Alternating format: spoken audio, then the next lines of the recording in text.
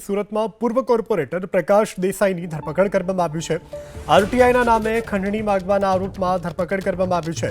ક્લાસીસના સંચાલકની પાસે ખંડણી માંગવાનો આરોપ છે। 4.50 લાખની ખંડણી માંગવાનો આરોપ છે। પૂર્વ કોર્પોરેટર પ્રકાશ દેસાઈએ અનેક આરટીઆઈ કર્યાનો પણ ખુલાસો થયો છે। પૂર્વ કોર્પોરેટર કાલે મનપાની મુખ્ય કચેરી ઉપર બેસવાના હતા ધરણા પર। ખંડણી માટે પ્રકાશ દેસાઈ કોડવર્ડનો ઉપયોગ કરતા હોવાનો દાવો છે।